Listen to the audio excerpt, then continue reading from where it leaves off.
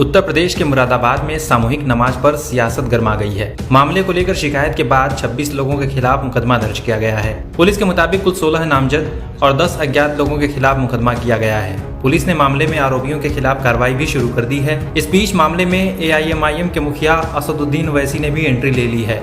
उन्होंने इसे सरासर गलत बताया है और कहा है कि हमें चारों तरफ से दबाने की कोशिश की जा रही है। अगर मैं घर में नमाज नहीं पढ़ूंगा तो कहां पढ़ूंगा? रोड पे पढ़े तो आप बोलते रोड पे नहीं पढ़ सकते, जबकि सुप्रीम कोर्ट ने कह दिया कि भाई नमाज आप कहीं भी पढ़ सकते। मस्जिद आपके लिए एसेंशियल फीचर नहीं है, सुप्रीम कोर्ट ने कह दिया। अब हम घर में पढ़ रहे हैं तो उस पर एतराज क्या? नहीं, आप तो चारों तरफ से आप हमको दबा देना चाह रहे हैं। मामला थाना छजरैठ क्षेत्र के दूल्हेपुर गांव का है। यहां बिना मस्जिद मदरसे के एक घर में सामूहिक नमाज पढ़ने का एक वीडियो सामने आया है। वहीं हिंदू पक्ष का कहना है कि नमाज का ये वीडियो 3 जून का है, लेकिन अभी भी सामूहिक रूप से नमाज जारी है, इसीलिए पुलिस में शिकायत की गई है।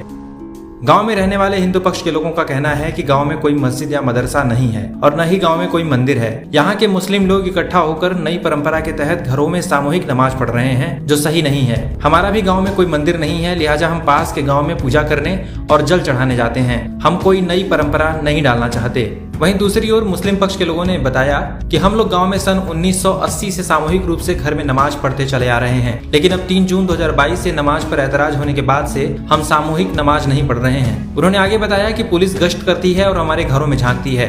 मामले में पुलिस ने एक्शन भी लिया है। पुलिस के एक्शन के बाद ओवैसी ने भी इसे संज्ञान में ले लिया है। उन्होंने इस पूरी घटना को अन्याय बताया है और सुप्रीम कोर्ट की टिप्पणी का हवाला देकर कहा है कि कहीं भी नमाज पढ़ना संवैधानिक अधिकार है, इससे किसी को आपत्ति क्यों हो।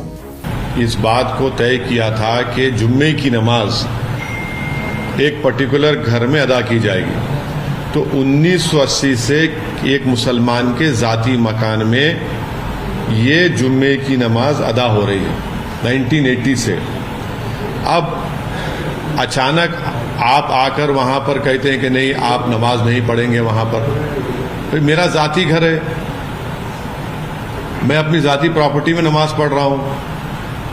क्या कोई मुसलमान किसी और समुदाय के रिलीजियस प्रेयर्स के ऊपर कोई इतराज कर रहा है क्या?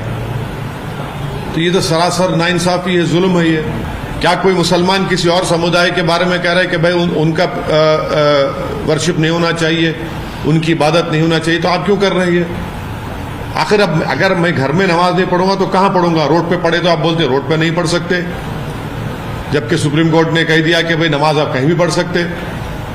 मस्जिद आपके लिए एसेंशियल फीचर नहीं है, सुप्रीम कोर्ट ने कह दिया। अब हम घर में पढ़ रहे हैं तो उस पर एतराज क्या? नहीं, आप तो चारों तरफ से आप हमको दबा देना चाह रहे हैं। जांच के बाद पुलिस ने इस मामले में चंद्रपाल की तहरीर पर अभियोग पंजीकृत करने की कार्रवाई की है।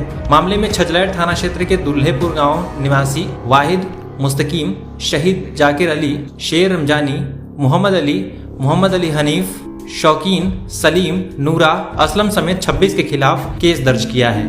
इसमें 24 अगस्त को छजरैठ थाने में एक बड़ी संख्या में लोग नमाज पढ़ने के लिए एकत्रित हुए, जहाँ मस्जिद में की 2 मकान थे, तो वाहिद का मकान, एक मुस्तकीम का मकान, एकत्रित हुए और इन पे शिकायत मिलने पर इनके खिलाफ, दोनों के खिलाफ मुकदमा दर्ज हुआ है और गिरफ्तारी के प्रयास किए जा रहे हैं। दोनों गाँव से फरार हैं और विवेचना प्रचलित है।